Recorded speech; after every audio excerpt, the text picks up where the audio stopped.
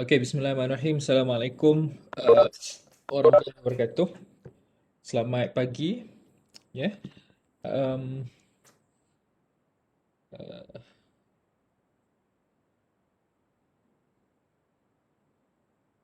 kita ada bacaan doa ke?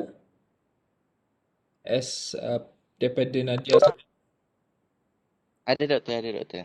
Tak apa, kita korang ada few lagi tak join ni. Okey, kita tunggu dalam seminit dua lagi ya.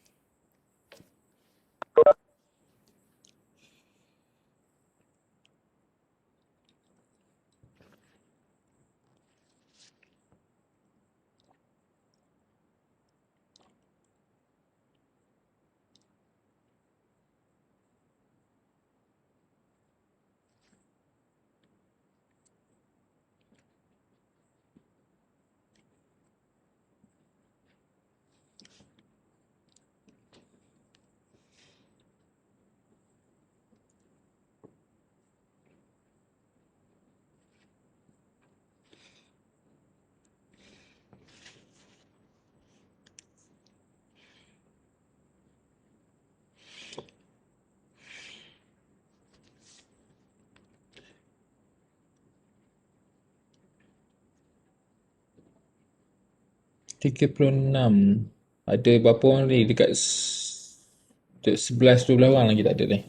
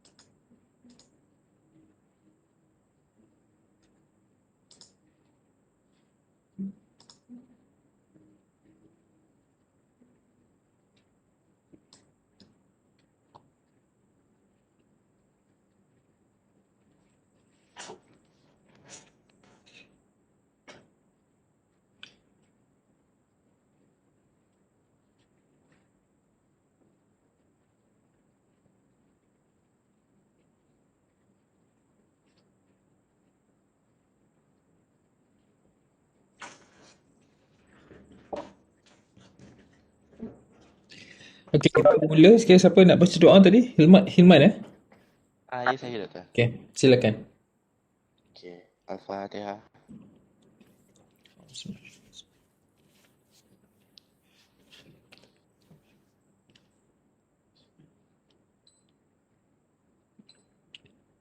Auzubillahi minasyaitonirrajim. Bismillahirrahmanirrahim. Allahumma ftah alaina hikmataka wa anshur alaina min hazaini rahmatika ya ar-rahmanir rahimin. Rabbi syrahli sadri wa yassir li amri wahlul 'uqdatam min lisani yafqahu qawli. Okey, amin. Amin Rahman. Terima kasih. Okey, so sekali lagi terima kasih kepada semua yang dapat masuk kepada untuk kuliah kita pada hari ini, ya. Dan hari ini kita akan masuk kepada topik pertama, ya, berkaitan dengan konsep dan asas ketaksamaan sosial. Ya, this is the tajuk ni ada apa ni, topik ni berkaitan dengan bagaimana ketaksamaan sosial itu berlaku, ya, dalam masyarakat. So ada beberapa pencetus kepada ketaksamaan sosial, dan kita akan pergi juga sedikit kepada definisi dan juga the fundamental of ketaksamaan sosial. Okay. So pendahuluan, ya. Okey, saya baca dulu pada slide. Kewujudan ketidaksamaan sosial merupakan sifat umum dalam setiap masyarakat manusia. Ketidaksamaan sosial atau ketaksamaan, di antara individu dan antara kumpulan sosial wujud dalam pelbagai bentuk. Ya, pembahagian ketidaksamaan seperti orang kaya dan miskin, berkuasa tidak berkuasa, jantina, wilayah atau negara dan sebagainya merupakan um, um, pembezaan, secara jelas apa itu dikatakan tentang ketaksamaan sosial. Dan you kena ingat, ketaksamaan sosial ni berlaku antara ada dua jenis, berlaku secara semula jadi ataupun secara buatan. Kalau nanti saya akan pergi kepada bagaimana kita nak kategorikan. Dia ada makna yang berbeza. Okey, contohnya kita akan ada makna yang berbeza. Pembezaan sosial dan stratifikasi sosial. Tapi kedua itu berada di bawah ketaksamaan sosial. Okey, kalau kita buat carta alih, di atas ada ketaksamaan sosial, di bawah ketaksamaan sosial ada dua jenis, pembezaan dan juga stratifikasi sosial. Kita akan lihat bagaimana ketaksamaan yang berlaku secara semula jadi, ataupun natural occurrence, dan juga ketaksamaan yang berlaku secara buatan ataupun secara secara tidak yang mengikut kepada kedudukan masyarakat. Alright. So persoalannya, fenomena ketaksamaan sosial merupakan satu kejadian yang benar-benar tidak dapat dielakkan ataupun kerana ketidakinginan atau ketakutan kita pada kesamaan sosial. This is a very good question. Mungkin kamu semua ada pandangan tentang perkara ini. Adakah kita merasakan ketaksamaan sosial ni adalah satu perkara yang kita memang tak boleh elak? It happen, macam mana pun you nak elak, dia akan berlaku.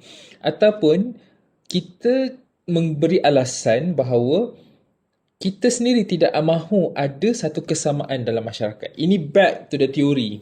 Back to the theory yang dibawakan oleh Max Weber dan juga Karl Marx.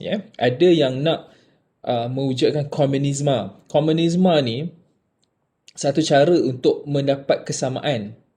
ya. Tetapi kapitalisme yang mewujudkan ketaksamaan. Tetapi adakah betul komunisme ni satu cara yang betul? Semua orang akan mendapat hak yang sama rata, tapi adakah itu cara masyarakat industri berfungsi? Adakah ia akan menjadi satu perkara yang positif untuk masyarakat masa kini jika ada kesamaan sosial? Ataupun mungkin you rasa you need to have 50-50, ada kesamaan, ada ketaksamaan. Ada tak anyone from daripada kelas saya yang nak kongsi tentang perkara ini? Adakah kamu rasa perlu ada kesamaan ataupun kamu rasa memang ketaksamaan sosial ini memang wujud, tetapi kamu kena hidup dan kamu kena pandai playing the game, orang kata. Anyone from the class? Saya nak seorang dua tolong apa ni? Kongsi dengan saya tentang perkara ini.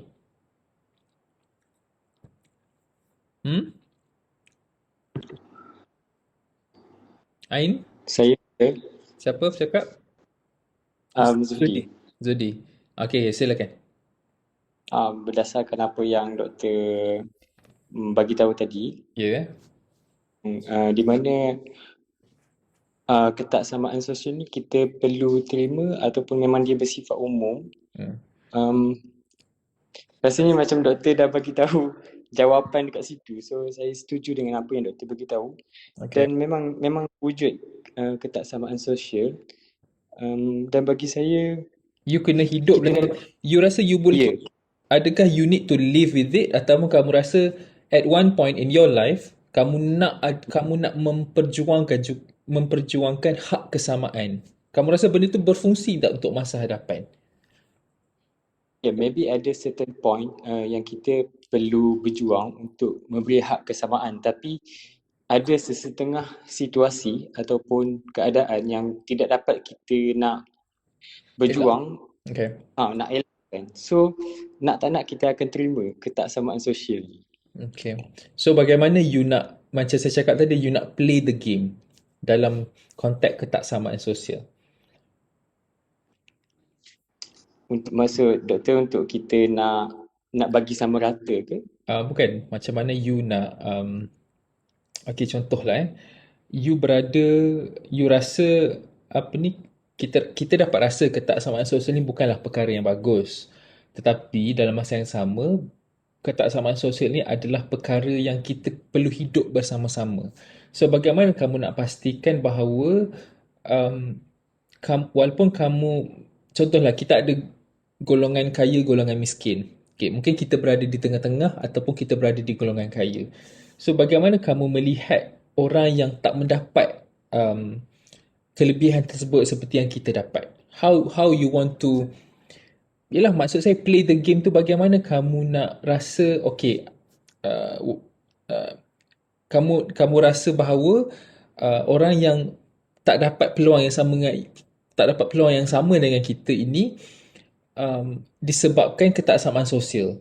How you want to feel, macam mana saya cakap ataupun nantilah kita go sebab saya rasa macam soalan saya dah berpusing-pusing. Tapi tak apalah, so macam itulah konsepnya. Tak apa, nanti saya akan terang maksud saya nanti later on. Anyone else? Ain ke? Yang buka kamera ni memang saya akan panggil lah. Sebab dia ada effort membuka kamera. Saya tahu you guys pakai data kan, ada yang pakai data. So saya faham ada yang tak dapat buka kamera tu sebab consume a lot of data kan. Yeah, Ain, you have an idea? Any ideas?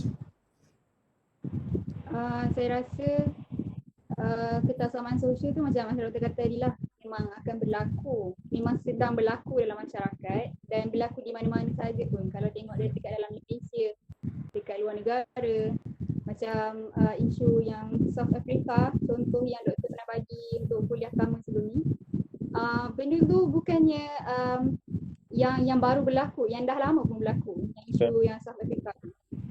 Dari segi penduduknya, macam mana dipisahkan orang kulit hitam dengan orang kulit putih kan. So ketaksamaan sosial tu memang berlaku, sedang berlaku dan dah lama pun berlaku. Dan untuk beberapa isu, saya rasa ada isu yang boleh diperjuangkan ketaksamaan sosial ni supaya semua dapat equality.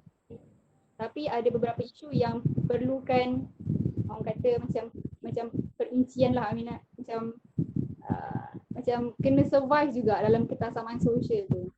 So dari segi macam mana kita nak play the game tu, saya rasa saya tak cukup ilmu untuk terangkan benda tu. Okay, tak pun. Tapi itulah pendapat saya memang. Okay, alright. So betul. Dia tak ada pendapat both of you bagus dan tak ada betul, tak ada salah. Cuma kalau kita nak perincikan ketaksamaan sosial ni, kenapa kita perlu ada ketaksamaan sosial? Bagi saya lah, pendapat saya, jika you beri hak kesamaan kepada semua manusia, kita memberi satu ruang kebebasan tanpa sempadan. Siapa nak praktis amalan dia can praktis. Siapa nak praktis LGBT, dia can praktis. Okay, siapa nak tukar agama, dia boleh tukar agama ikut suka. Okay, sebab tu kita kena lihat bahawa ketaksamaan sosial ni diperlukan untuk memastikan rakyat kita masih berada dalam peraturan ataupun hukum alam, orang kata. Hukum alam. Tapi bergantung kepada negara, bergantung kepada kepercayaan sesebuah tempat tu. Contohnya di Malaysia, kita memang strict. Walau you rasalah Malaysia ni modern ke, tapi negara kita tentang agama, bagi saya kita masih kuat berbanding dengan negara lain. Okay, frankly I'm speaking. Ini adalah pengalaman saya bila saya travel ke beberapa tempat. Saya tengok, it's a good Malaysia ni. Walaupun kita rasa macam kenapalah tu kan, tapi kita antara negara yang masih lagi mengekalkan pemahaman ataupun apa kita panggil sebagai aliran agama yang betul. Sebab kita ikut ahli sunnah kan, ahli sunnah wal jamaah. So benda tu kita masih ikut, dan benda tu tak membuatkan negara kita sangat terkenal dan sangat kita menjadi rujukan untuk negara Islam yang lain. Kenapa? Because of that practice. Okay.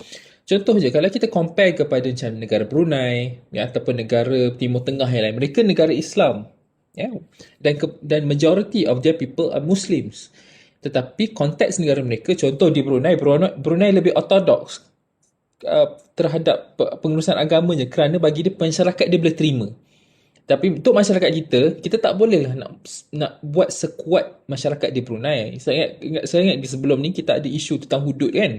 Kenapa Malaysia tak buat hudud? Kalau Malaysia tak buat hudud. Betul, hudud tu memang hukum yang telah digariskan dalam Al-Quran kan. Tetapi bukannya benda tu dipaksa untuk digunakan. Dan you kena ingat, dalam konteks negara kita adalah negara satu demokrasi, dan kita bukan hanya negara Islam dan hanya ada satu agama. Okay, so orang yang membuat polisi tentang hukum ni, hukum syariah dan juga hukum secara konvensional ni, mereka perlu pastikan kat mana nak dapatkan titik tengah untuk pastikan orang yang bukan Islam dan orang Islam boleh hidup secara sejagat. Okay. So mungkin mereka merasakan bila kita terlalu konservatif tentang sesuatu hukum Islam, kita akan membuatkan mungkin beberapa golongan bukan Islam akan merasa kurang selesa ataupun mereka merasa ditindas dan sebagainya. Itu secara konsep lah. Tetapi dalam masa yang sama tidak juga menidakkan hukum Islam. Contoh macam tu. I'm not the right person to tell you this lah. Tapi itu pandangan saya dari sudut kursus kita, dari sudut subjek kita. So seperti yang saya cakap tadi, pentafsiran untuk ketaksamaan dan kesamaan ni bergantung. Ketaksamaan itu diperlukan kerana bagi memastikan masyarakat kita masih ada batasan tentang sesuatu. Contohnya, siapa yang nak kaya kena kerja kuat. So siapa yang tak kerja kuat, you will not live up to the standard. Sebab tu yang mungkin konsepnya makin kaya, makin miskin. Itu secara konsep. Tetapi secara operasinya, you need to work hard to get that money. Itu je. Okay, itu je. Dan tolak konsep takdir lah, ni lah whatsoever. Benda tu memang mungkinlah orang kata dah tertulis macam ni. Tetapi again, ketaksamaan itu tidak juga berlaku disebabkan ada satu sistem birokrasi ataupun sistem kapitalis, tetapi ia juga berlaku atas diri masing-masing dan juga atas inisiatif masing-masing. Maknanya inisiatif secara individu. Sebelum kita menyalahkan, contohnya kita menyalahkan ahli politik, kita menyalahkan ni kenapa tak dapat ni, kenapa ni. Sometimes kita kena reflect balik, kenapa kita tak dapat benda tu? Kenapa orang kenapa kita rasa ada privilege, kenapa kita rasa tak adil whatsoever. It's back to us lah bagi saya. Kan, it's back to us. Macam orang selalu cakap, kenapa orang kerja macam you nak senang tetapi you don't work hard on it. Okay, so konsep macam tu lah. So ketaksamaan sosial ni memberi satu guideline untuk masyarakat sebenarnya. Okay, tetapi masalah ketaksamaan sosial apabila sesetengah pihak menggunakan cara yang salah untuk mendapatkan kekayaan dan tidak diagihkan sumber itu sama rata kepada orang lain. Itu masalah dia. Bila kapitalis wujudlah golongan berkuasa ini memonopoli sistem ekonomi dunia. Okay, nanti saya jawab Alright, panjang saya cerita. Kita punya slide ni ada beberapa lagi. So, you will need to be able to understand the following. Kita nak memahami ketaksamaan sosial ni, kena faham tentang perkara ini. Saya ambil je bahasa Inggeris ni. Many societies rank their members based on social stratification. The American class system, salah hijau system. The American class system is described through 6 class divisions. People living below the poverty line have fewer opportunities. Race, ethnicity, and minority groups help shape social structure. Understanding the concepts and causes of discrimination and prejudice are key to understanding patterns of minority group treatment. In many societies, gender roles lead to social inequality. As a society ages, the concerns of the elderly take on increasing importance. Kalau kita lihat terhadap konsep apa yang perlu kamu faham dari konsep ketaksamaan sosial ni adalah, pertama, dalam struktur masyarakat ni, mereka meletakkan ranking atau kedudukan dalam masyarakat melalui stratifikasi sosial. Dan you kena ingat, stratifikasi sosial adalah kedudukan sosial yang dibuat oleh manusia, bukan secara semula jadi. Dan di Amerika ni, saya suka guna contoh Amerika ni sebab Amerika ni negara yang satu dunia sumbat kat Amerika. Sebab tu isu isu perkauman di Amerika sangat kuat, sebab mereka adalah lubuk ataupun lubuk emas untuk orang pelbagai kaum ataupun pelbagai kumpulan etnik datang ke Amerika, berhijrah ke Amerika untuk chase, orang selalu cakap chase the American dream. Dulu sebelum perang, Italian pindah ke Amerika, ramai Italian pindah, China pindah ke Amerika, Vietnam pindah ke Amerika masa perang Vietnam dengan US, pada tahun dalam tahun 60-an, mereka kebanyakan bayi kecil yang baru lahir semasa tu, mereka diterbangkan ke Amerika dan dijadikan sebagai anak angkat. So the migration from all people around the world kat Amerika ni membuatkan negara dia menjadi sebuah dunia yang kecil, bumi yang kecil yang lengkap dengan pelbagai lapisan masyarakat. So sebab tu ada 6 class division. Banyak ada 6 pembahagian kelas di Amerika kerana kepelbagaian masyarakat. People living below the poverty line have fewer opportunities. Macam saya cakap tadi, orang yang tinggal di bawah tahap kemiskinan mempunyai peluang yang sangat sedikit untuk berkembang di dalam masyarakat. Yang saya rasa saya tak perlu go further. So ini antara konsep yang kamu kena faham di dalam kursus inilah. Okay, so kenapa ketaksamaan sosial ni perlu dikaji? Ada 6 perkara yang kamu kena faham daripada kursus ini. Daripada ketaksamaan sosial. Pertama, okay, kalau you nak faham, tengok daripada highlight yang saya highlight bold tu. Bilik saya ni sejuk. Pengaruh ketidaksamaan sosial boleh dilihat dalam isu seperti kadar kematian bayi, tingkah laku jenayah, penceraian, gaya hidup, pencapaian akademik, pemikiran politik, pola pengundian dan kemiskinan. Okay, ini antara faktor yang kita lihat tentang bagaimana ketaksamaan sosial itu berlaku. Ya. Ketaksamaan sosial telah mempengaruhi urusan kehidupan manusia semenjak terbentuknya tamadun awal manusia. Ini kita akan pergi kepada sistem ataupun evolusi ketaksamaan sosial daripada masyarakat petani, masyarakat agraria dan sebagainya. Bagaimana ketaksamaan sosial itu berlaku? Kerana apa ketaksamaan sosial itu berlaku dalam masyarakat? Kerana manusia sudah menemui sumber baharu, ya, teknologi baharu. Contohnya masyarakat primitif zaman dahulu. Jika mereka tak jumpa, tak pandai buat senjata untuk memburu, mereka akan kekal di situ. Hidup okay je, I'm okay with this. Tetapi once dia dah create something new, memburu, bermakna mereka dah berjaya keluar daripada satu fasa kehidupan. So bila dah memburu, mereka akan fikir what to do with the animals kan.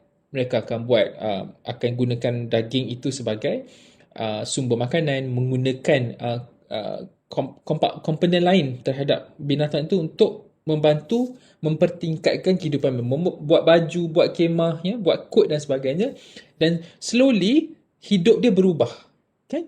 So once dia dah create satu benda yang baru, dia dah jumpa benda yang baru, ya, contohnya masyarakat primitif jumpa punca ataupun sumber untuk menghidupkan api.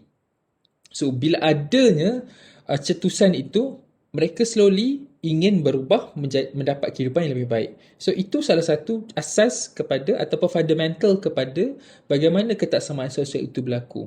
Ya? So sesiapa yang tak berada dalam kedudukan yang, contoh mereka yang tidak mahu berubah, so mereka akan ketinggalan, bermakna orang yang ingin berubah.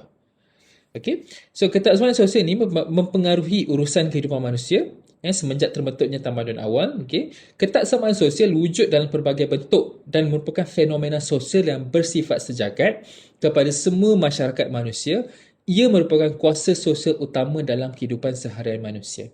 Ya, sekarang ini, by hook or by crook, bagaimanapun kita elak, ketaksamaan sosial adalah kuasa sosial utama dunia.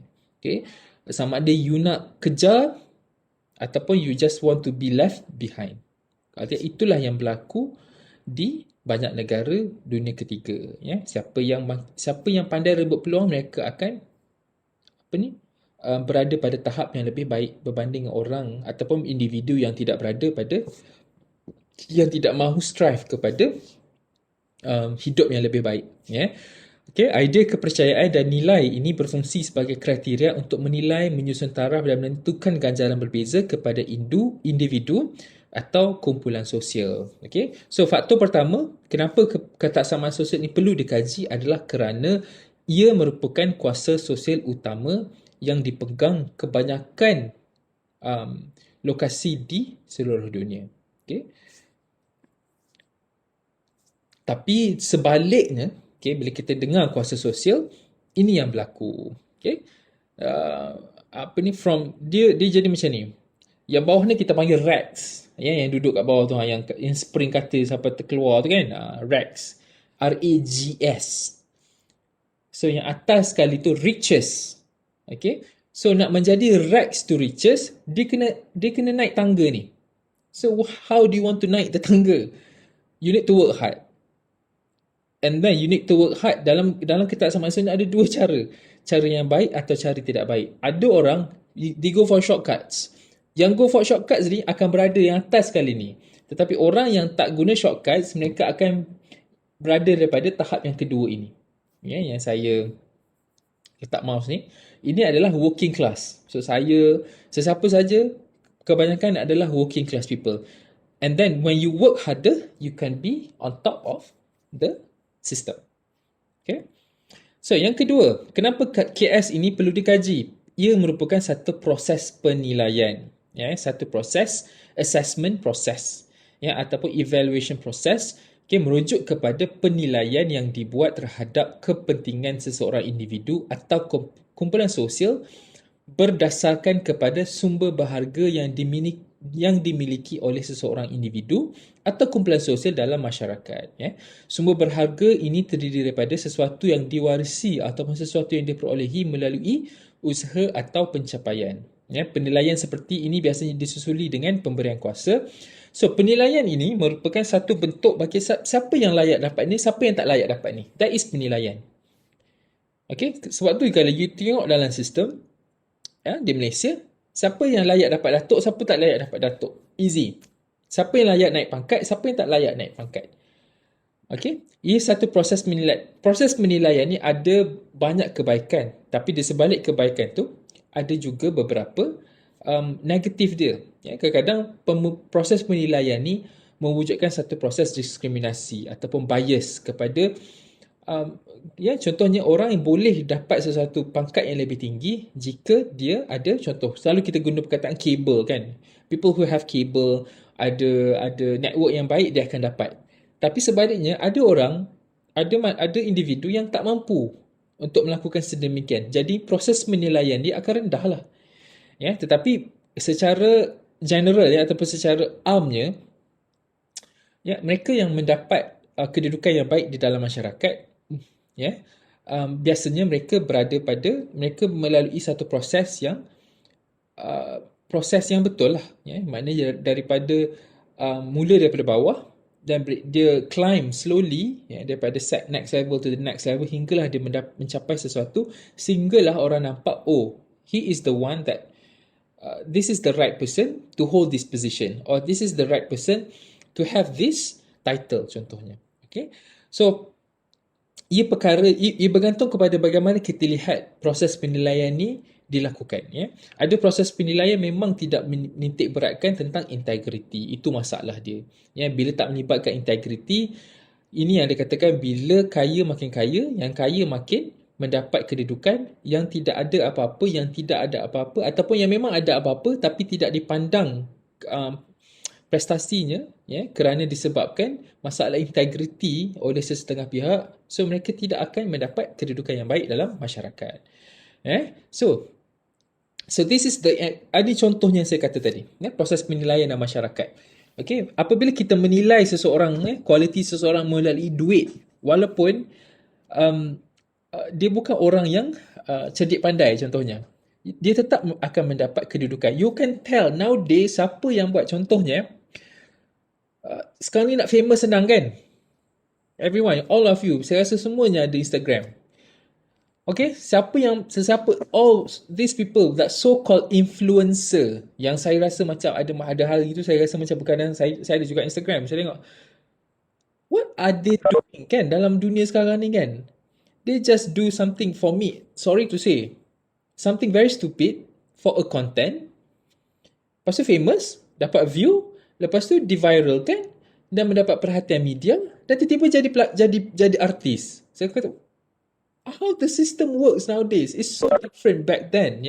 To get something to be contohnya, zaman dulu nak menjadi seorang anak seni, kita kata, you need to work hard on it. There's no such thing become influencer suddenly sebab ada rupa dan banyak followers di social media, terus produksi ambil sebagai artis. Sama juga dengan benda lain. You cannot take people because of reputation dia. Contohnya, kita nak lantik ahli lembaga pengarah universiti. Disebabkan followers dia ramai, dan juga dia terkenal sebagai ahli perniagaan, adakah that is the right indicator untuk ambil dia sebagai ahli lembaga pengarah universiti? Kerana mungkin mereka rasa boleh menarik lebih ramai generasi Z ataupun generasi millennium untuk masuk ke universiti. Is it the right thing to do? Mungkin ada betul, ada tidak betul. So again, sekarang ni sistem kita berlandaskan monetary, berlandaskan sistem duit dan juga sistem orang kata kapitalis. Siapa yang ada duit, walaupun sekolah tak habis ke apa, itu bahasa kasar lah. Atau walaupun dia tidak ada dia tidak ada pengalaman dari banyak perkara hanya kerana dia banyak duit, ya. Masyarakat akan angkat mereka kerana kuasa dan juga duit yang dia ada dan juga populariti. Tapi mereka yang bekerja ni, ya, kita yang bekerja makan gaji ni macam saya dan sebagainya, kita buat sahaja untuk mendapat duit. Tetapi kita ada semua. Kita ada pendidikan yang baik, kita ada pengalaman yang bagus, kita bekerja mengikut peraturan, tetapi orang takkan pandang orang macam kita. Okay, so you need to have, so mereka yang berjaya mencapai tahap yang sebelah ni, ya, yang dekat belah kanan saya ni, I'll do anything to you to make a lot of money. Okay, mereka boleh gunakan masyarakat yang masih lagi tak nampak tentang permainan kapitalis ni. Okay, contoh, walaupun dia bagi you duit, ya, RM5,000, RM10,000 contohnya sekali lansam, tetapi from that they create more money behind you. So they just use you to make more money by giving you that small amount of money yang bagi dia tak ada apa-apa. Tapi kita sebagai orang yang bekerja, kita rasa, oh, kita nak duit because we work for money. Okay, tetapi di peringkat yang berbeza daripada kita, mereka menggunakan manusia untuk duit. So, exploitation is everything. Ini yang saya maksudkan dengan penilaian yang tidak betul. Ya, penilaian itu dilakukan dalam sama ada secara struktur ataupun tidak berstruktur. Tidak berstruktur maknanya penilaian secara sosial lah. Kita sendiri menerima seseorang itu bagaimana. Berstruktur bermakna di peringkat organisasi. Okay, so far okay semua? Semua boleh faham? Ya, boleh Doktor. Okay, thank you. Faham tak? So kita pilihlah siapa kita nak jadi, ya. Bagaimana kita nak berada, tapi nasihat saya sebaiknya lah, ya, bila kamu dah ada pendidikan yang baik, bila kamu ada pendidikan yang baik, walaupun masyarakat tak angkat you sebagai somebody, it's okay. Sebab pendidikan yang baik itu adalah investment untuk masa hadapan. At the end, negara memerlukan, masyarakat memerlukan orang seperti kita untuk membantu mereka walaupun bukan secara besar-besaran. At least you can help your family, at least you can help your contohnya masyarakat kampung dan sebagainya, tapi tidak perlulah benda itu dilakukan kerana kamu mahu kedudukan yang baik di dalam masyarakat. Lakukanlah sesuatu perkara itu kerana sebagai asas tanggungjawab. Okey, yang ketiga, pembahagian negara. Okey, pembahagian negara juga adalah salah satu bentuk ketaksamaan sosial.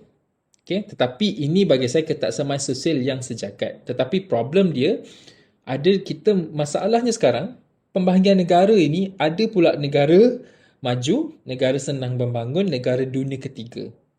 Okay, itu yang membuatkan membezakan sesebuah negara maju ni kerana apa? Again, dia boleh menggunakan negara lain untuk menjadi lebih kaya. What happened dekat negara penjajah Amerika menjajah ke?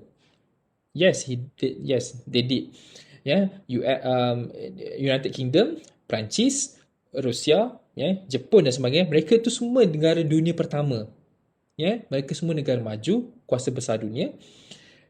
So bagaimana mereka menjadi maju? Selain daripada kemajuan dari segi pendidikan, ekonomi, tetapi kemungkinan juga ada kemajuan itu disebabkan mengambil sumber daripada negara lain.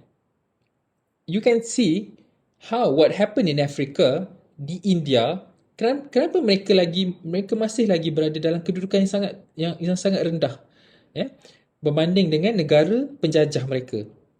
Kerana banyak sumber yang diambil, banyak sumber utama negara tersebut telah pun disalurkan keluar.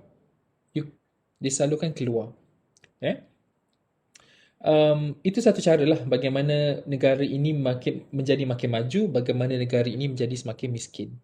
Okay, sebab tu saya suka negara-negara yang buat hal sendiri ni macam Korea Utara, even Canada itself. Contoh negara yang saya rasa mereka ada satu sistem yang kuat. Mereka tak perlu dengar kepada mana-mana pihak, walaupun contoh Korea Utara tak habis threat kan, US nak hantar peluru lah, misil lah ke sana kan. Tetapi still, dengan adanya satu sistem yang maknanya mereka ni firm dengan prinsip mereka untuk tidak mengikut apa-apa peraturan dunia. Okay? So, it remains them, bagi saya negara seperti ini adalah negara yang dipanggil sebagai non-binary. Okay, dia tidak maju, dia tidak miskin. Dia negara as what they so called a negara. They just want to be a nation with a people in there, and masyarakat dia hidup dengan gembira dan selamat. That's it. That's what we want. Okay, tetapi the problem is once negara kita terlibat dengan satu sistem yang dipanggil, satu sistem tu ada satu sistem tu kapitalis, lagi satu adalah satu sistem yang dipanggil sebagai I'm not so sure, tapi in terms of this kind of satu sistem yang kita perlu berpaksi kepada satu standard yang dihaskan oleh contohnya PBB ataupun mana-mana organisasi besar dunia. Ya. Itu yang membuatkan kita terikat dengan perkara tersebut. Ya. Terikat. Tapi ada baiknya kita terikat. Contohnya dalam situasi COVID ni, kita sekarang terikat dengan WHO. Okay. Tapi jika kita tak terikat dengan WHO, negara buat hal masing-masing, ada kemungkinan satu masalah dari segi knowledge about the pandemic. Ya, lagi satu adalah bagaimana kita nak dapatkan vaksin tersebut. Right? So itu satu benda lah. Tetapi itu terikat yang itu terikat yang baik. Tetapi kalau kita cakap terikat yang tidak baik ni adalah contohnya Malaysia perlu bagi a few billions to certain countries to help them. Tapi mungkin dalam jangka masa yang panjang kita yang akan mendapat beban dan juga kesan buruknya mungkin akan berlaku kepada negara yang memberi kepada kuasa besar tersebut. We don't know how it works lah. Okay? Saya pun tak arif sangat. Tetapi dunia sekarang ni pelbagai orang kata pelbagai perkara yang berlaku dalam dunia sekarang ni disebabkan penindasan kuasa besar. Okay, tetapi kita tak tahu what really happen. Okay, contohnya bagaimana perang di Timur Tengah itu berlaku. Adakah disebabkan betul-betul kerana perang senjata ataupun perebutan senjata, ataupun memang ada satu agenda khas untuk take over the land. We don't know. Okay. So again, dan di Syria sendiri berbeza. Dia ada dua kawasan yang berbeza. Apa yang berlaku di Aleppo, di Idlib ke apa? Mereka tu bukan orang yang mengikut Bashar al-Assad kan. Tetapi tempat yang mengikut, yang memang patuh kepada dia, tempat tu elok, cantik.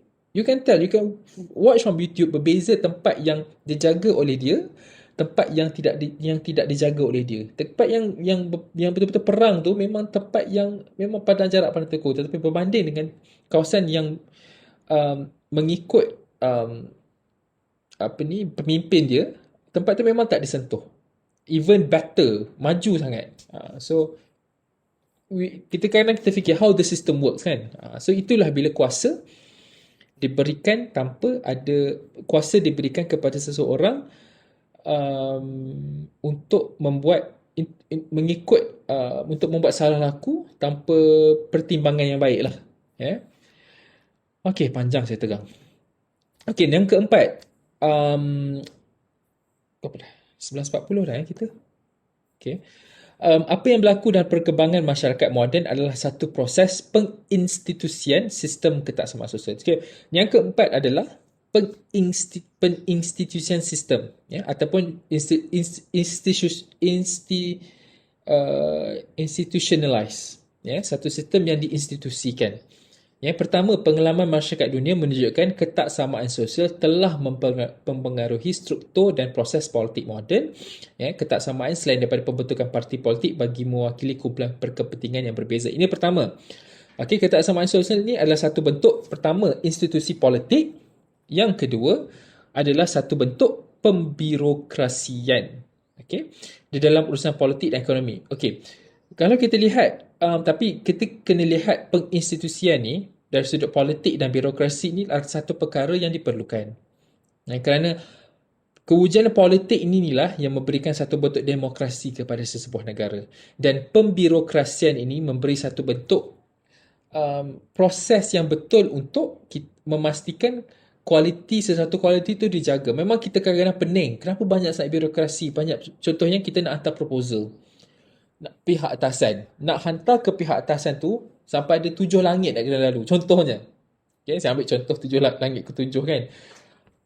You bayangkan to get that approval, perlu lalu banyak perkara. Why? Because of quality control. Kerana setiap division itu ada kepakaran dia untuk apa yang kita minta. Contohnya dalam proposal, you ada 10 perkara you kena lihat.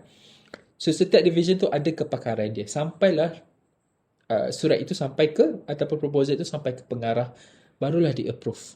Sebab itulah birokrasi itu diperlukan. Tetapi birokrasi ini banyak kesan buruk dia. Politik ni banyak kesan buruk dia apabila disalahgunakan ataupun mereka mengalahgunakan kuasa yang ada. Contohnya birokrasi ini berlaku. Contohnya, ada 2 orang kontraktor. Kontraktor A offer the project for 30 million nak buat jambatan. Tetapi kontraktor A hanya bagi bajet 10 juta. Siapa yang you rasa siapa yang you rasa syarikat tu akan ambil? For sure lah 30 million. Kan? Sebab, and again, tak salah 30 million kita ambil, it's just a matter of the cost. Tapi kau ingat, how they do the budgeting for 30 million?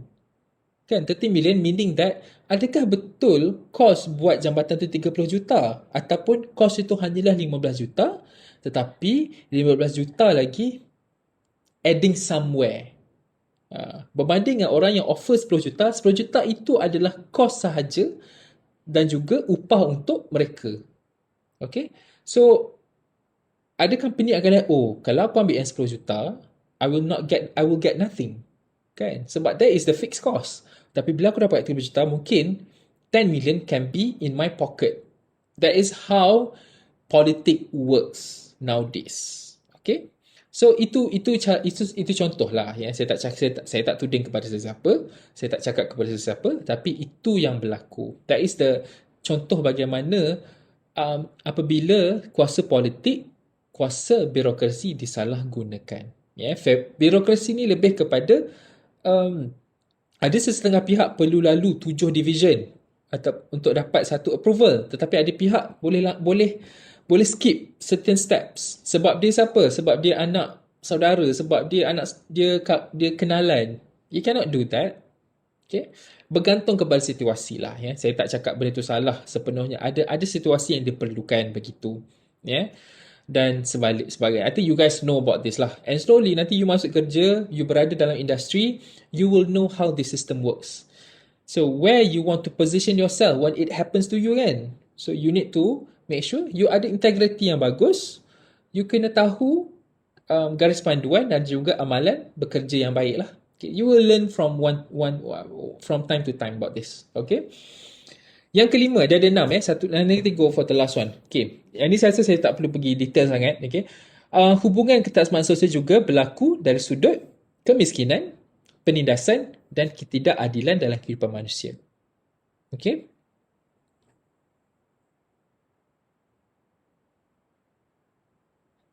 Okay, ini daripada Peter Townsend ni.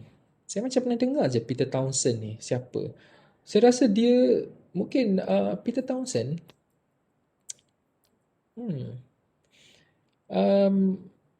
Saya tak tahu, mungkin sebab saya tengok The Crown kot.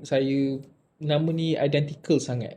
So dia kata, our general theory should be that individuals and families whose resources over time fall seriously short of the resources commanded by the average individuals or family in the community is a local, national or international one are in poverty. Okay, sesiapa sahaja individu atau keluarga yang mempunyai sumber sumber yang sedikit, mereka dikira sebagai miskin ataupun orang yang berada di bawah tahap poverty. Ni bukan sahaja miskin tau. Poverty ni kelas yang rendah sangat dalam masyarakat. Okay. Dan bermakna kemiskinan ni berterusan selagi agihan diberi tidak sama rata kepada masyarakat. Again, ini konsep secara general, kaya makin kaya, miskin makin miskin. tolak kepada peluang, tolak kepada bagaimana mereka mendapat peluang dan mendapat sumber tersebut. Okay, kalau mendapat secara baik dengan amalan yang betul, tak ada masalah. Okay, maknanya, tetapi apabila yang contohnya macam saya cerita di perkara keempat tadi, apabila mereka mendapat kekayaan melalui birokrasi atau politik yang tidak baik amalannya, masuk poket sendiri, itu yang dimaksudkan sebagai agihan yang tidak sama rata. Okay, agihan yang tidak sama rata. Yang terakhir adalah ia melibatkan perdebatan teoritis ataupun perbezaan ideologi. Okay, ini secara generalnya, kita akan pergi nanti. You kena ingat, subjek ni banyak sangat teori. Daripada teoritis yang berbeza-beza. Kita akan pergi one by one next week. Saya rasa next week kot kita dah masuk teoritis. Menimbulkan kontroversi bermakna bila adanya ketaksamaan sosial, ada pihak, contohnya Max Weber berkata begini, Emil Durkheim mengata begini, Merton kata macam ni, Karl Marx kata macam ni, Aristotle kata macam ni, Socrates kata macam ni. So bila adanya ketaksamaan sosial ni, berlaku perdebatan dan juga perbezaan ideologi yang sangat besar, dan juga berada pada liga yang berbeza-beza mengikut ahli teori. Ada teori yang setuju, ada teori yang menerima, ada teori yang menolak dan sebagainya. Dan ini juga berbalik kepada soalan yang pertama tadi saya tanya tadi kan, adakah kita berada dalam satu ketaksamaan sosial adalah perkara yang kita tak boleh elak, ataupun ia memang satu perkara yang kita rasa kita tak nak kesamaan tu sebenarnya. Okay? How they play with it. So benda ni yang membuatkan wujudnya pelbagai teori yang ada. Okay? Ingatnya tapi antara teori yang paling besar di dalam ketaksamaan sosial adalah teori functionalist dan juga teori teori struktur, tak salah saya. If I'm not mistaken, sorry kalau saya salah. Dua teori ini adalah teori yang sangat yang menjadi asas kepada ketaksamaan sosial.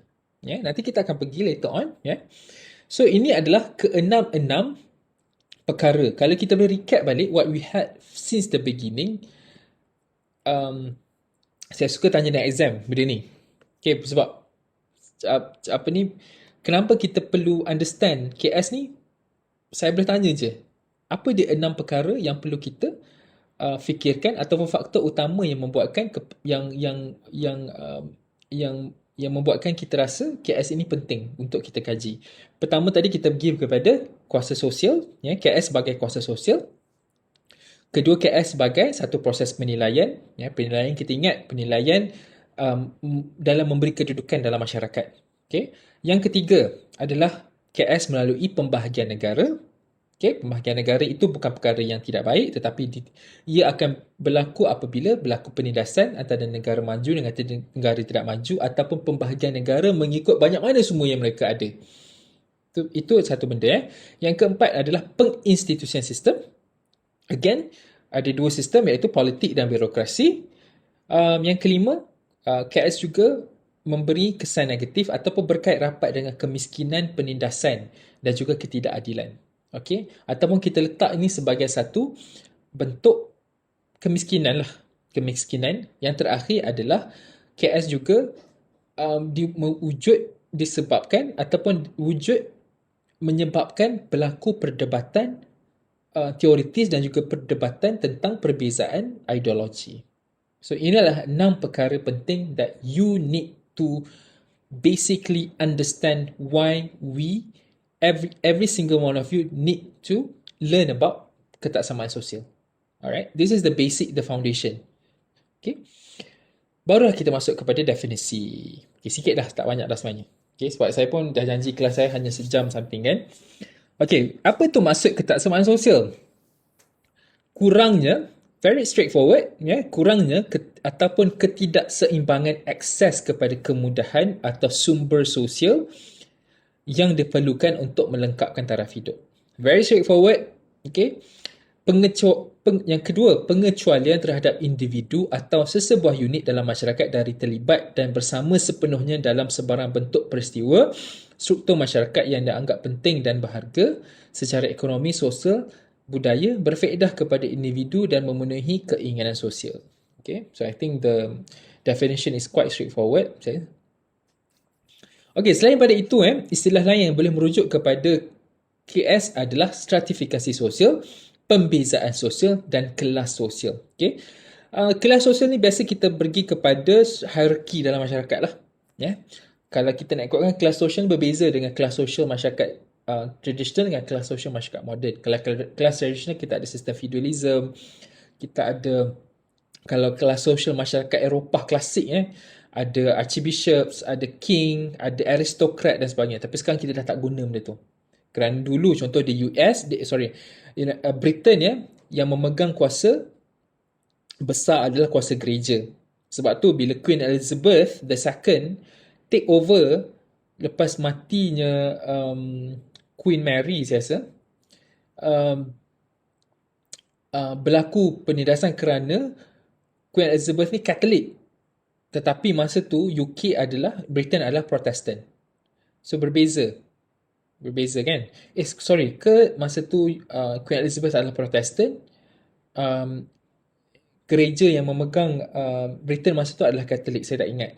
So bila ada clash macam tu, akan berlaku perubahan. Yang bermakna Queen Elizabeth cuba untuk bukan overrule, tetapi dia nak pastikan kuasa itu diberi sama rata. Sekarang ni bukannya gereja sahaja yang buat, bukan pihak gereja yang akan buat yang ada autonomi sepenuhnya, tetapi mungkin gereja hanya berfokus kepada hal ehwal agama dan sebagainya. So itu antara, you guys can read it tentang isu Katolik dan Protestan masa zaman pemerintahan Elizabeth II. So dalam disiplin sosiologi sendiri, penggunaan konsep stratifikasi sosial lebih kerap digunakan dalam buku-buku pengantar, khususnya di peringkat permulaan oleh golongan sosiologi functionalist. So kita akan tengok apa perbezaan antara pembezaan dan juga stratifikasi sosial. Okey. Pembezaan sosial Pembezaan sosial adalah konsep yang merujuk kepada proses pengkategorian manusia seperti jantina, umur, warna kulit dan sebagainya, agama, warisan, keturunan. Prinsipnya, pembezaan sosial tidak melibatkan penilaian atau penyusunan taraf yang tidak sama rata atau secara vertikal antara individu atau kategori sosial yang dibezakan. Ia merupakan satu bentuk ketaksamaan sosial yang berpunca dari perbezaan semula jadi. So, ingat, pembezaan sosial adalah sama dengan pembezaan secara semula jadi. Something that you cannot change. Kalau orang tu dah memang dilahirkan, dah memang datang daripada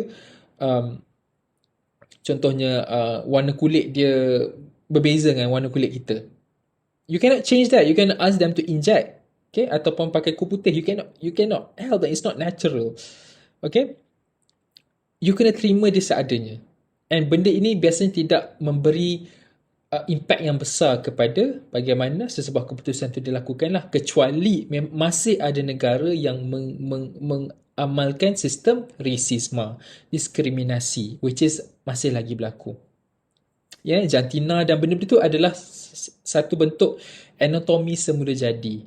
Maknanya ketaksamaan sosial itu berlaku secara semula jadi kerana, of course lah, you cannot share the bathroom lelaki dengan perempuan. That is the basic thing about ketaksamaan sosial yang patut kita faham. Sebab tu saya kata ketaksamaan sosial itu diperlukan, terutamanya dalam keadaan perbezaan secara semula jadi. You cannot campur lelaki perempuan punya toilet. You cannot campur tempat sembahyang lelaki dan perempuan. Benda tu kalau adanya kesamaan sosial, kemungkinan semua benda nak dicampurkan. Okay? Sebab itu ketaksamaan sosial memberi satu kawalan sosial kepada sesebuah institusi. Bagaimana ia patut bagaimana ketaksamaan sosial ini memberi garis panduan untuk sesetengah perkara yang memang sepatutnya diasingkan. Berbeza dengan stratifikasi sosial. Rousseau, Jean-Jacques Rousseau pertama kalinya telah cuba membezakan ketaksamaan sosial yang diwujudkan berasaskan perbezaan semula jadi. daripada yang diwujudkan berasaskan perbezaan sosial. Okay, beliau merasakan ketaksamaan sosial yang berasaskan perbezaan semula jadi adalah kurang penting atau minor berbanding ketaksamaan yang dibentuk secara sosial. Okay, bermakna pengaruh utama ketaksamaan sosial berlaku dalam masyarakat sekarang adalah kerana perbezaan sosial. Okay, perbezaan sosial ini merujuk kepada penyusunan taraf manusia berasaskan pewarisan kedudukan sosial. Okay, ini juga bermakna stratifikasi sosial adalah satu sistem yang berlanjutan dari generasi ke generasi semata-mata berasaskan kelahiran seseorang atau sesuatu kedudukan sosial. Contohnya sistem monarki, beraja, aristokrat, sistem penghambaan, kasta dan sebagainya. So, ia tidak berlaku secara orang kata sifat semula jadi. Ia boleh berlaku secara penurunan. Contohnya, jika seorang itu lahir daripada keluarga yang kaya, orang kaya ni bukan semula jadi, dia kerja lah untuk kaya kan. Bermakna keturunan dia akan mendapat satu kedudukan yang istimewa dalam masyarakat sampai bila-bila kerana keturunan. Dan itu yang membuatkan sistem ketaksamaan sosial kita jurangnya sangat luas. What about people yang lahir daripada golongan biasa, golongan pekerja? Adakah mereka tidak layak mendapat kedudukan istimewa yang sama dengan mereka? That's the orang kata apa? The main issue. Yeah. So, mungkin you guys boleh fikir, bagaimana kamu rasa adakah stratifikasi sosial ini membuatkan sesetengah masyarakat merasakan yang kaya ini ataupun orang yang berkedudukan ini yang patut dititik beratkan, yang patut memberi, orang kata sekarang ni kan we use kluster kayangan kan. So adakah mereka ini, kenapa kita nak mendahului mereka sedangkan yang patut didahului adalah mereka yang memerlukan lebih daripada golongan ini? Tapi kerana apa? Mungkin benda itu kita boleh bincangkan kemudian. Mungkin kerana reputasi, kuasa yang mereka ada ini boleh membantu menaikkan imej negara atau who knows kan. Tetapi again, itu adalah satu-satu benda yang membuatkan penularan ketaksamaan sosial yang mewujudkan jurang yang sangat luas dalam sesebuah negara atau sesebuah institusi. So, bezanya dengan pembezaan sosial adalah secara semula jadi. Something that you cannot be changed. Kalau diubah maknanya, benda kalau diubah bagaimanapun dia tetap secara semula jadinya adalah itu. Okay, macam lelaki lah. Lelaki berubah jadi perempuan, dia tetap lelaki. Secara anatomi, secara lahiriah dia adalah seorang lelaki. No matter what you change, your IC, your registration still remain as male. Itulah maksudnya. Tetapi untuk sertifikasi sosial ni, dia punya momentum dia boleh berubah. Zarah dia lebih mudah berubah. Dan juga dengan adanya sertifikasi sosial ni lah, ataupun pembezaan yang berlaku secara sosial, ataupun secara luaran ini yang membuatkan jurang ketaksamaan sosial itu berlaku dan menjadi lebih signifikan. Okay? So macam saya cakap tadi lah, sistem politik, sistem birokrasi itu adalah satu bentuk stratifikasi sosial ataupun perbezaan sosial. Okay? So ini dia yang saya katakan sebagai stratifikasi sosial. Okay, siapa yang kita kat mana sekarang? Okay? Kita kat mana? Mungkin kita yang kat bawah sekali tu, yang pegang the platform. Okay, what about the rest? Okay, ni lama punya lah sistem lama. Okay, yang makaya kapitalisme ni, we rule you, we fool you, we shoot you, we feed all. Maknanya we eat for you. Ini satu bentuk bagaimana kapitalis tu berfungsi. Bila kamu tengok benda ni memang berlaku pun sekarang. Tetapi bagi saya bukanlah di semua negara. Dan tidaklah berlaku secara tipikal sebegini. Tetapi how the system works, kita sekarang bekerja untuk siapa? Kita kena fikir. Kita ni mengayakan diri kita atau mengayakan orang lain? Kita kena fikir benda tu. Macam you guys lah. You guys belajar sekarang. You guys belajar untuk siapa? Is it for you? Ataupun kamu akan bekerja untuk mengayakan orang lain? That's the question, very important question to think about. Okay? Okay, so far ada soalan? Ni saya tak payah masuk sebab benda ni benda yang sama. Okey, kesimpulannya Ketaksamaan sosial difahamkan sebagai suatu sistem penyusunan anggota masyarakat ke dalam kedudukan sosial yang berhierarki, berasaskan apa dan banyak mana seseorang individu atau kumpulan sosial memiliki sesuatu sumber atau ciri yang dihargai dalam masyarakat tersebut. So, itu sahaja. Okay. Okay, saya tak perlu pergilah. Alright, so far ada apa-apa soalan? Okay, panjang juga saya bercerita tentang ni. Ada apa-apa soalan dan yang tidak? Saya tadi ada satu komen Kiranya konsep kesamarataan sosial ni lebih kurang macam prinsip komunisme ke? Ya, betul.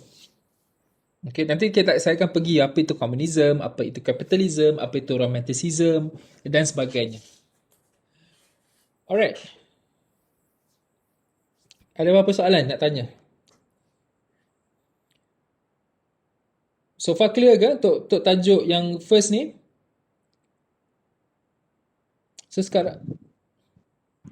penting sekarang adalah kamu faham 6 faktor itu, maksud dia, okay, dan juga apa perbezaan antara pembezaan dan juga stratifikasi. Okay, so saya sebaiknya kamu you nak senang untuk subjek ini, you kena buat satu carta alih ataupun peta minda to make you easy to memorize. Subjek yang banyak fikir ni, banyak baca ni, kamu kena ada satu sistem nota yang bagus lah. Okay, apa yang saya bagi ni telah diringkaskan daripada buku, so kamu kena ringkaskan lagi untuk bantu kamu faham aliran dia, kronologi dia. Okay, so kalau tak ada apa-apa soalan, saya akan masukkan, kita ada klip ni, saya akan bincang dalam klip tentang perkara ini. Nanti saya akan masuk dalam pentaksiran. Doktor, adakah negara kat dunia ni yang tak amalkan stratifikasi sosial? Saya tak pasti, tetapi mungkin ada. Stratifikasi sosial ni berlaku di mana-mana. Semua negara ada, tetapi tidaklah dari segi percentage tu mungkin berbeza. Saya tak pasti. Mungkin di Finland atau di negara-negara Skandinavia. Kenapa Denmark ataupun negara Skandinavia dikatakan sebagai negara paling gembira di dunia? Mungkin salah satu perkaranya adalah stratifikasi sosial tidak diamalkan secara besar-besaran. Kerana apa? Mereka mendapat pendidikan yang percuma. Mereka tak perlu bayar cukai yang banyak contohnya. So, kesamarataan dari segi pembahagian sumber itu berlaku secara bagus, secara sistematik. Walaupun masih ada stratifikasi, unit stratifikasi sosial. Kalau tak ada stratifikasi sosial, tak adalah Perdana Menteri, tak adalah menteri, tak ada orang buat kerja untuk memimpin masyarakat. You need that. Tetapi bagaimana sistem itu digunakan, adakah untuk membantu ataupun sebaliknya? That is depends. Tapi ada negara, mungkin you can, Asma, you can read through bagaimana negara Skandinavia ni terkenal dengan imej sebagai sebuah negara yang the happiest places on earth. Okay, you can read that. Sekejap saya ada call. Hello, Assalamualaikum.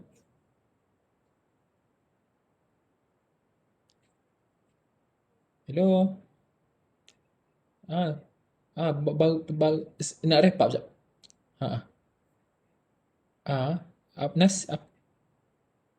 Apa dekat tu? Tak clear. Nasyid 600. Untuk semua, untuk 10 orang, termasuk dengan musician. Okay kan tu?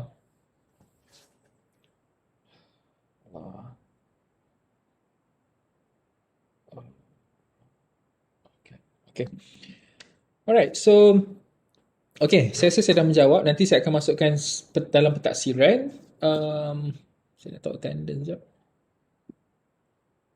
47. Student baru saya nak isi attendance sekejap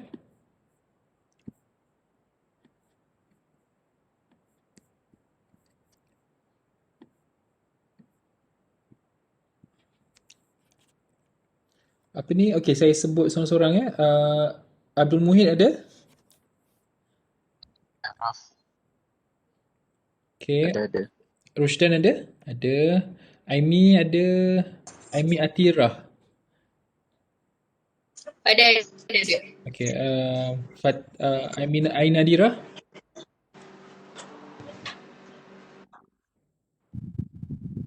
Ain ada. Okay. Syawal ada. Sorry. Fatin ada. Fatin Farhana. Ada doktor. Right. Syawal. Saya di sini, Doktor. Okay. Adli ada. Ada, Doktor. Arif Luqman.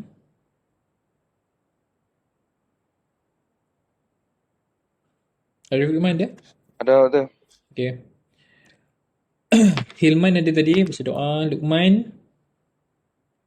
Muhammad Luqman ada. Doktor. Zuhdi ada. Ada. Muniza Firah ada. Ada doktor. Doktor. Nadia Farhana. Ada doktor. Atikah. Sakira. Atikah Sakira ada. Ada. Okay. Asma ada tadi soalan. Nur Hidayani ada. Doktor. Nur Iliana binti Rosdi. Doktor. Okay. Ashikin alias Ada doktor. Aida Farhana. Doktor. Aimi Amirah. Ada. Anissa. Nur Anissa. Ada doktor. Ada. Akilah Nadira. Ada doktor. Ashifa. Nur Ashifa. Ada doktor. Nur Dahlila. Ada doktor. Nur Fahana binti Muhammad Khair. Ada. Hasyati. Ada. Faridatul ada. Faridatul Ainda. Saya doktor. Okay. Nazmi Afiq. Ada, Doktor. Syahirah.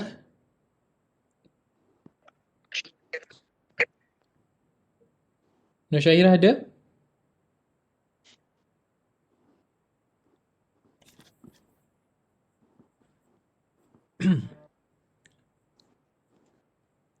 Syahirah. Dok, Syahirah. Ada. Okay. Saya check dekat situ.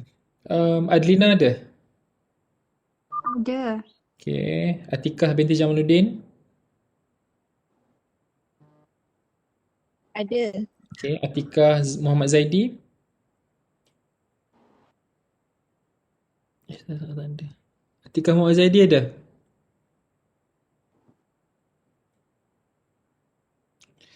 Izzah Marzuki ada. Ada doktor. Itu Atikah ke Izzah? Atika. Atikah, okay. Izzah Marzuki ada? Okay, ada. Izzah Yusof ada? Ada doktor. Right. Nurhana Ramli?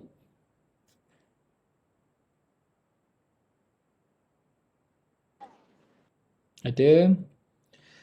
Aisyah binti Daud. Daud ni, bukan Daud. Daud betul. Okay. Daud B. Ada doktor. Okay. Baik. Siti Nur Akasha ada? Ada doktor. Nurul Fatihah? Ada doktor. Right. Sofiana?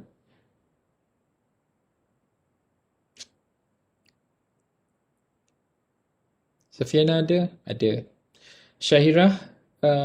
Sharifah, sorry. Ada. Uday Matunur? Ada. Nur Solehah. Nur Solehah ada ke? Ada doktor.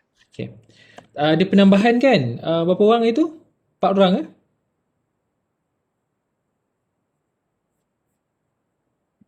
Ada 4 orang belajar kan? Tambah kan?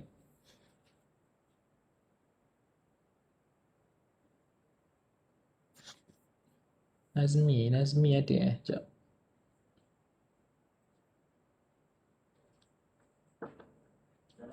Waalaikumsalam. Cậy tiền đâu đi. Ya ke? Oh tadi ni? Baik. Terima kasih.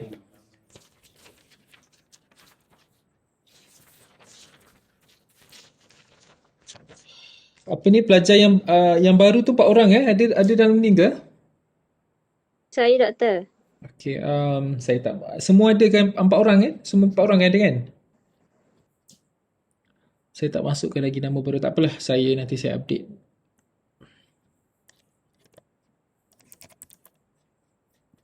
Okay, Nazmi ada. Saya dah tanda dah. Tiga.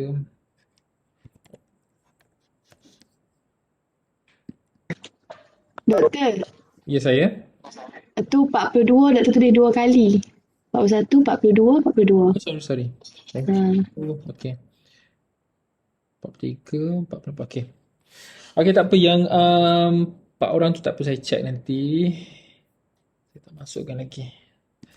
Okay, itu saja saya rasa. Ya, kita nak ambil gambar sekejap.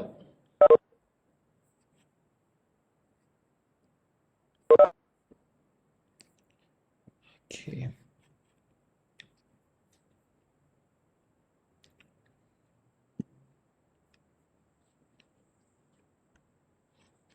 Okay, buka kamera sekejap.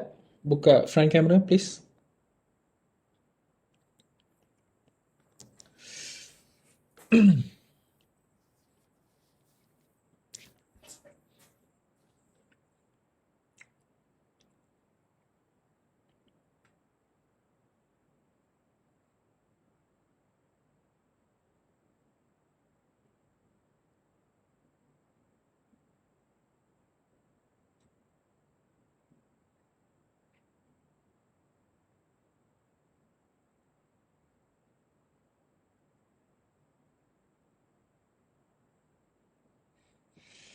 Okay. Command Shift 3. Okay, lagi buka kamera. Saya nak ambil gambar sekarang.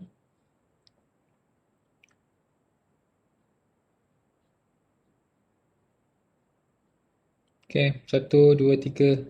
Laki seorang je buka kamera ada. Alright. Okay. Ada lagi cepat. Saya bagi 5 saat je. 1, 2, 3, 4, 5. Okay. 1, 2, 3.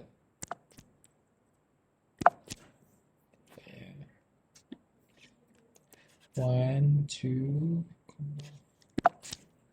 Sekejap ya. Saya apa tak tangkap ni.